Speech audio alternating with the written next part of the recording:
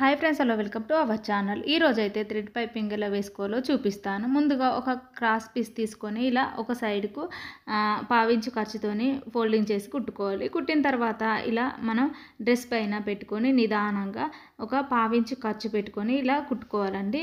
ఇలా మనం డ్రెస్సును తిప్పుకుంటూ ఇలా కుట్టుకోవాలి, సాగదీయకూడదండి. చూడండి, ఇలా కుట్టడం కంప్లీట్ అయిన తర్వాత ఇప్పుడైతే మనం థ్రెడ్ని తీసుకోవాలండి. ఇక్కడైతే 12 నెంబర్ థ్రెడ్ని అయితే తీసుకుంటున్నానండి. ఇక్కడ మనం నెట్ చుట్టూరా ఇలా మనం కట్స్ పెట్టుకోవాలండి, ఎందుకంటే కార్నర్స్ దగ్గర ఈజీగా ఫోల్డ్ కావడానికి అయితే యూజ్ అవుతుంది. ఇక్కడైతే మనం కుట్టిన థ్రెడ్ ఉంటుంది కదా, దానికి లోపల మనం ఇలా పెట్టుకోవాలండి. థ్రెడ్ను పెట్టి మనం నిదానంగా వేళ్ళతోని నొక్కుకుంటూ ఇలా టైట్గా పట్టుకొని మనం అయితే ఇలా కుట్టు వేసుకోవాలండి. పైపింగ్ మీద అయితే పడకూడదు, దాని పక్క నుండే ఇలా వేసుకుంటూ రావాలండి. ఇలా కార్నర్స్ వచ్చిన దగ్గర నిదానంగా డ్రెస్సును తిప్పుకుంటూ డ్రెస్సును సాగదీయకుండా నిదానంగా ఇలా మనం కుట్టుకున్నాం అనుకోండి, పైపింగ్ అయితే నీట్గా వస్తుంది.